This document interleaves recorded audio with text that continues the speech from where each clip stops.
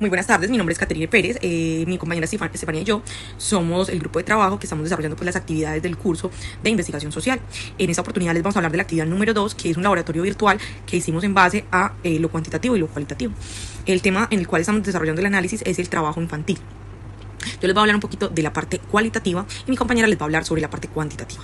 Entonces, en cuanto a la parte cualitativa, se plantea una historia ficticia en la cual vamos a citar un municipio en donde está la parte del pueblo como tal, que está el barrio La Esperanza y la vereda del Progreso. Entonces, en la parte cuantitativa nosotros contamos con 4 fragmentos, que son 4 fragmentos de 4 personas diferentes.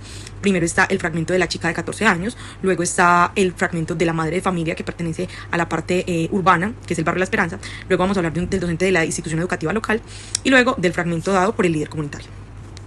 Los 4 fragmentos son muy importantes porque es la posición de cada cual ante la situación. Sabemos que la parte cualitativa nos da como una idea sobre la entrevista como tal, sobre la experiencia, sobre el relato que nos pueden dar, y la parte cuantitativa nos da a nosotros esa exactitud sobre los datos, ¿cierto?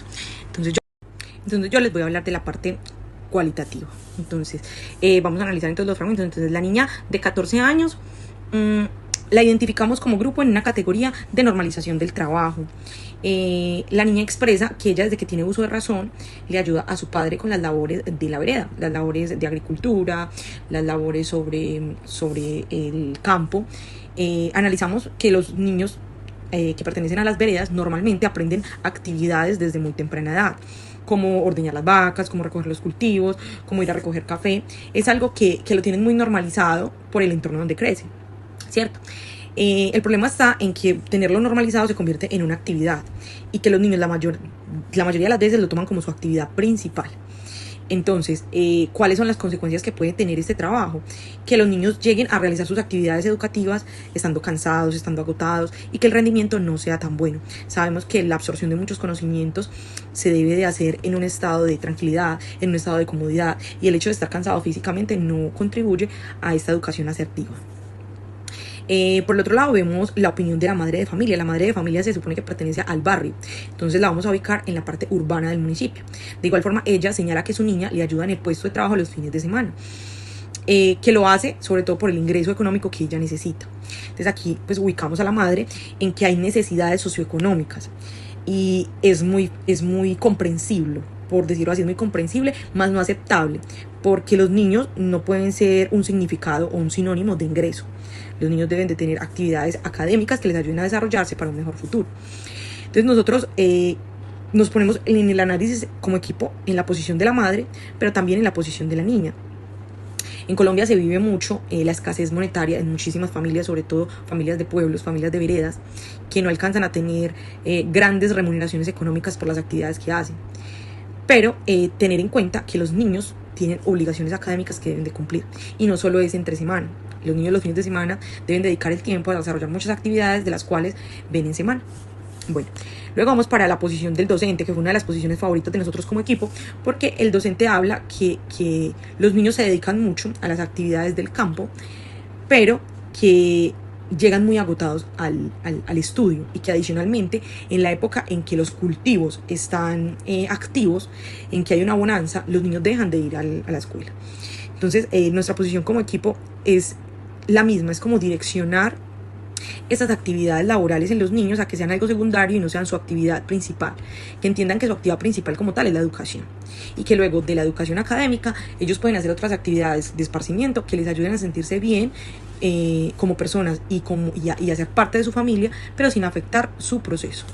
Bueno, y como tercero vemos la opinión del líder social, que él habla sobre el trabajo como cultura.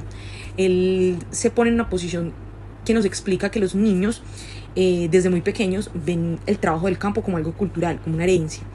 Entonces lo llevan y lo cargan como herencia, pero lo perjudicial para ellos es mirar que cuando un niño de la parte rural se dedica solamente al campo, va a tener muchos problemas en su adultez, porque no va a haber una educación asertiva, no va a haber un proceso próspero. O sea, la parte pedagógica se pierde o se estanca. Muchos niños son desertores de sus estudios al cumplir 16, 17 años por el mismo problema, por la misma situación. Entonces, como equipo, pues nuestra posición es que se respeta la tradición, pero sin dejar de lado las obligaciones. Le doy paso a mi compañera porque ella ya tiene unos datos más exactos sobre las actividades que se pueden, que realizan los niños, sobre todo en el campo, sobre las edades en que empiezan a realizarlas, y ella nos da un poquito más de contexto sobre esto. Cordial saludo, mi nombre es Estefanía Rojas y a continuación les voy a hablar un poco sobre el procesamiento cuantitativo que realizamos a partir del caso hipotético planteado. Bueno, entonces las variables que nosotros tomamos para analizar fue en primer lugar la actividad principal y en segundo lugar la asistencia escolar actual.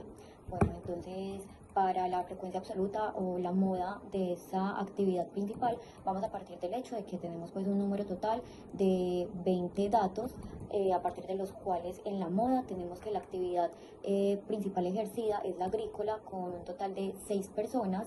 Posteriormente nos encontramos que la actividad como que va en segundo lugar es ninguna, en donde hay 5 personas.